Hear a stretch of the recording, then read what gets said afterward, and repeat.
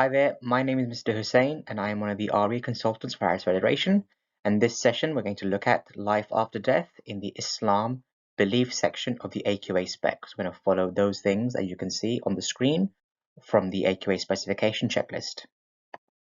So let's start with the first key concept or keyword, which is akhirah. Akhirah means belief in a new stage of life after death. So Muslims believe that the first thing, life after death is eternal. So the life we have on earth is not the only life we live. In fact, that life is limited, it ends, but the afterlife is the one that lasts forever and is eternal. And number two, Muslims therefore also believe that the actions you do in this life will affect your afterlife. So if I do good in this life, it'll affect me in the afterlife in a positive way. If I do bad in this life, it'll affect me in a negative way in the afterlife.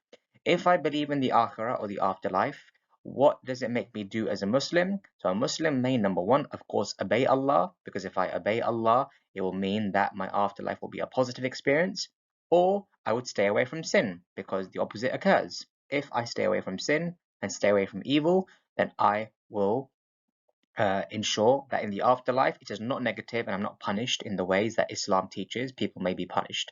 And the quote in the Quran speaks about to him we shall return. So the Quran acknowledges and goes through the idea that we come from God and to him we will go back in the afterlife. Another key aspect of the afterlife is human responsibility. And this is the idea that humans are responsible for most of what they do because they have free will and must take responsibility for their actions. They'll be accountable for this and questioned for it on the day of judgment. So this is linked to the idea of human free will, which is also a part of the predestination video, which you can look at as well. The two beliefs about human responsibility. The first belief is that humans are responsible for their actions. So Muslims believe that humans are responsible for their actions. Why? Because what humans do will be judged in the akhirah. So we have to have responsibility for a fair judgment in the afterlife. If I believe in human responsibility, it could make a Muslim be actually responsible for their beliefs and actions. So take accountability and think what I do good is my decision and what I do bad is my decision. And number two, they'll also remember that they'll be judged in the afterlife because of their responsibility. And the Quran talks about this is the reward for what your hands have done. There's no blame on any other people on Judgment Day or in the afterlife. If you're rewarded for good, it is in your hands. And if you are punished for bad, it's in your hands. It was your responsibility because you had the free will to do good or to do evil. One of the main stages of the afterlife is resurrection. Resurrection is the belief that after death, all people will be raised from the dead to face judgment. And this concept you can find both in the 6 articles of faith in Sunni Islam and the 5 roots of Shia Islam. So it's the idea that all humans will be raised by Allah on Judgment Day. The two key beliefs about resurrection. The first one is that the angels will blow a trumpet on Judgment Day, and when they blow the trumpet, every human being to ever exist will be raised from the dead to be judged on Judgment Day. That is the Islamic belief. And again, if I believe in the resurrection of the human bodies, then my first influence would be to do good deeds or to avoid evil acts, because again, I'm aware that one day I'm going to be brought back to life and be judged.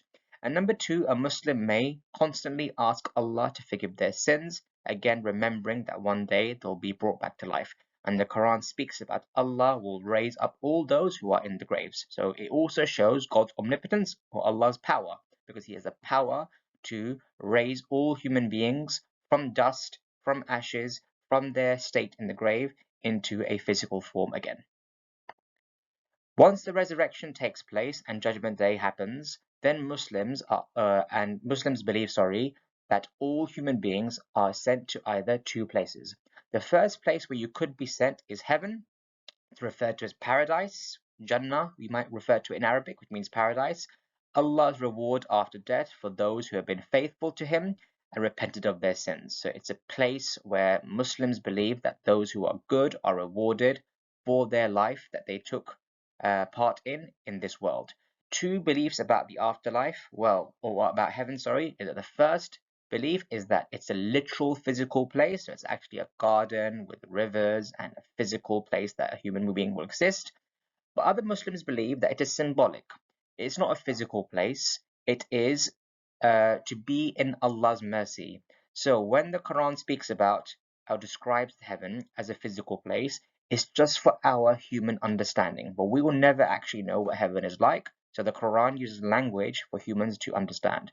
If a Muslim believes in heaven, how could they be influenced? The first influence is to, of course, do good deeds so they can hope to go to this place. And number two, it gives them hope in Allah's mercy, because by having hope in Allah's mercy, they'll keep their motivation to do good and therefore perhaps enter heaven. And the Quran says, for the righteous are gardens near their Lord. So again, notice from this quote, there's a physical description there, gardens, but also a symbolic, being near your Lord. So again, it depends how you read the Quran, whether you believe heaven is a physical space or whether you believe it's a metaphorical or symbolic description of being near God.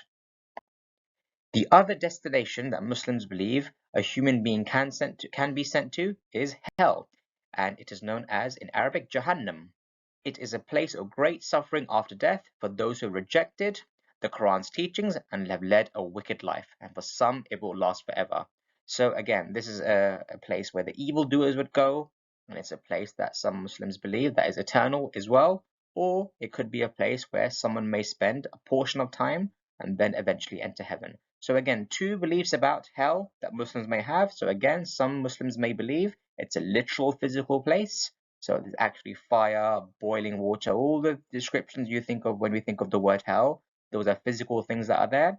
But some Muslims may believe that hell is also symbolic. Hell is just to be away from Allah's mercy. So in the same way heaven is to be in Allah's mercy, hell is to be far from Allah's mercy.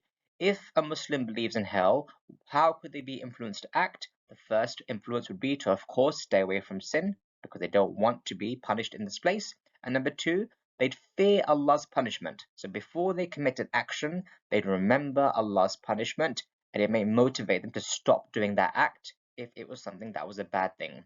And the Quran has many verses about heaven and hell, and one of the verses about hell here, you can say, those who reject our signs, we shall soon cast into the fire. So again, a warning there for people who reject Allah and reject His signs, that they could be put in this place known as hell. Now, the afterlife can come up in several ways in your 4-mark question, usually again about how it may influence Muslims. So whether it's akhirah, human responsibility, resurrection, heaven or hell, all of these areas could be asked about in a 4-mark question on how they influence a Muslim. So do take a moment to try these questions. You should give yourself a time limit of 3 to 4 minutes. So here's one example of how you might answer this question on how belief in akhirah influences Muslims. So remember, akhirah means the afterlife. One influence is to do good actions. That's my first mark. Let's develop that now. This is because Muslims believe their actions will be judged in the afterlife, so they want this to be positive. That becomes my second mark. Another influence is to avoid sin. It's my third mark. Let's develop that now. This is because they would not want to be punished for going against Allah's teachings. So notice here, I'm speaking about the akhirah, the influence of the akhirah on a Muslim. And here, I'm actually referring to heaven and hell without naming them. Because when I talk about the akhirah, I can talk about any part of the akhirah. Resurrection, heaven, hell, judgment day, because the akhirah covers everything about the afterlife. Another question I could get is belief in human responsibility and 2 ways it influences Muslims. So again, let's look at this one. One influence is to be accountable for their actions. This is because they'll be judged alone for their deeds in the akhirah. Another influence is to remember Judgment Day. This will make them feel responsible for their actions, as they will know they need to answer for them. So notice here that I've linked both of these ideas to the idea of human responsibility. Again, emphasizing the fact that you have to answer the question and you have to make sure that your influence is linked to the topic in the question. Here, the topic in the question is human responsibility, so I have to make sure my influences are linked to that. So being accountable, remembering to be judged, you're going to be judged alone, remembering Judgment Day, and be responsible for your actions because you have to answer for them. For 6-mark questions, there are several variations you can be asked about this topic when you look at the specification. So it could be asked about akhirah, human responsibility, resurrection, heaven, hell. So again, you have to make sure that you can answer each of these questions. The first one is about life after death in general, and then the other 4 that follow it are about specific aspects of the afterlife. So again, we have to make sure we know it in general and about the specifics on the specification. So have a go at some of these questions, giving yourself a time limit of 4 to 5 minutes per question.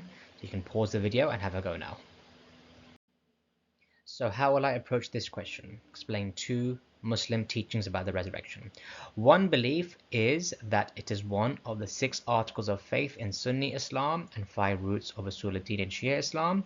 It is the belief that there is a life after death, which is eternal. So got 2 marks there for a developed point, acknowledging the fact that Sunni and Shia both believe in the topic of the resurrection. Another belief is that Allah will raise the dead, all the dead. This will happen on Judgment Day, which will be marked by angels blowing the trumpet. The Quran says Allah will raise up all those who are in the graves. This shows that Allah has the power to bring the dead back to life. That second paragraph becomes worth 4 marks, 2 marks for a developed point, 1 mark for a relevant source, and 1 mark at the end, an application of that source to the question, making the whole answer 6 marks out of 6. And then I can also be asked specifically about either heaven or hell. In this case, I'm going to show you what you may answer if the question is about heaven. So 2 beliefs specifically about heaven.